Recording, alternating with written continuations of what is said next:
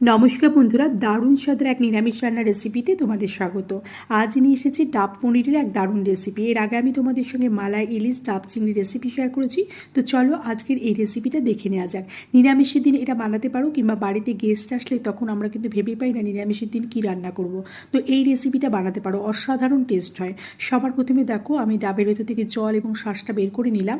এর মধ্যে দিয়েছি কাজু বাদাম, ডাবের শাঁস, ডাবের জল, 1 টেবিল স্পুন গুঁড়ো দুধ, 2 টেবিল স্পুন সর্ষে এবং 3 টেবিল স্পুন টক দই, সব একসঙ্গে মিক্স করে নিয়েছি এবং মিক্সিতে পেস্ট করে নিয়েছি। এবার আমি পনিরের মধ্যে নুন হলুদ মাখিয়ে নিয়ে সামান্য একটু লঙ্কার গুঁড়ো দিয়েছি, সমস্ত মশলাটা এর মধ্যে ঢেলে দিয়েছি। মশলাটা ভালো করে এর সঙ্গে মেখে নিয়েছি, সামান্য একটু মিষ্টি দিয়েছি এর মধ্যে, দিয়ে ভালো করে মেখে নিয়ে আমি এটাকে ওই ডাবের মধ্যে ভরে নিয়েছি। দেখো, এবার ডাবের মধ্যে সব একে করে ভরে নিচ্ছি।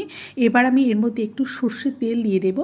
এবার ডাবটাকে ছোট একটা বাটির মধ্যে বসিয়ে একটা গামলা